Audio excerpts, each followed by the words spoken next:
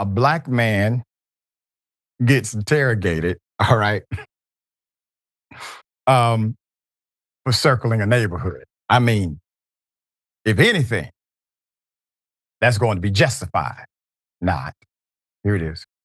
Okay, I keep seeing you drive by. I was just curious if you were lost or something. No, not at all. Can I ask you what you're doing? Is it any of your business? I mean, kinda. No, it's not. I mean, it kinda is. I mean, it's kinda not. I mean, you keep driving in front of my house for some reason or another, and I would like I'm driving around the whole block. How am I just driving in front of your house? Exactly, it's weird. What's weird about me driving around? Well, where I'm from, you see somebody busting a block around there, either somebody about to get shot or you're looking for somebody to mess with or something. If I was looking to shoot somebody, I would have been did it. Okay. That don't make sense. Oh, okay. You don't know what I'm doing. So you want to stop. You want to literally come in the middle of the road and stop my car. And you have no idea what I'm doing because I'm just driving around the block. And I was just trying to figure out what you own this block? No, but I pay for. You paid there. House. Yes. There. Okay. How about going to your house? Don't step in front of the street again. Put it up full mass. This is happening in a place called Hunter, Georgia. Ain't a damn thing happening in Hunter, Georgia. I know a little something about the state of Georgia and its geographical locations. I'm from Glenwood Road, Decatur, Georgia. Nothing is happening in Hunter, damn Georgia. Nothing. This white male, I don't believe, is afraid of anybody. If you were afraid of somebody, would you jump in front of their vehicle like you're Superman, the man of steel, tell them to stop, and then proceed to interrogate the individual? Hell no. Last thing you would do if you were afraid. White male stops and interrogates black father circling a Georgia gated community to help his toddler fall asleep. That's what he was doing. A black father and veteran drove around his former neighborhood on a military base to get his 1-year-old daughter to sleep, only to find himself blocked by a white male demanding to know what he was doing there. The video shows he was later identified as Sergeant First Class Jarrell H. Patton. Sergeant Patton, the father, recording the encounter, pushed back on the man's outrageous entitlement. Quote, "Sir, what? This is not GTA. This is not Call of Duty." He later said in the video recap of the incident, noting the military base is gated and requires valid identification for entry anyway. Patton moved out of the housing complex 7 months ago and confirmed that he went back for that man-to-man talk, but it seems there's still some animosity between the two, as Patton addressed him sternly in his video. Here it is. Hi, everyone. I want to take a minute to clear the air and explain what exactly happened because there are a lot of opinions flying around and I think people are missing the bigger picture. That day, I was driving around the block to help my baby fall asleep. If you are a parent, you know the motion of the car can calm a baby down. It's something I've done many times before. I wasn't speeding. I wasn't stopping in front of anyone's house.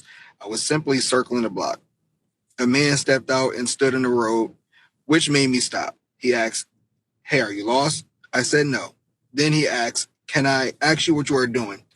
I then told him no. He could not ask me what I was doing. Let's be real. Concern for your neighborhood is valid. But the moment that concern turns into entitlement, it becomes something else.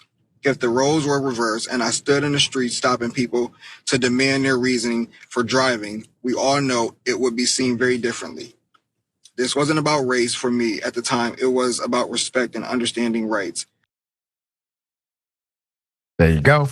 Put them up full mass if we have it.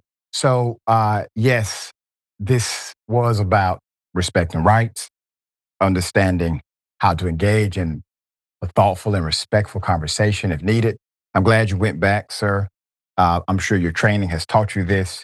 You are a ranking military official, which means your discipline is unmatched, truly.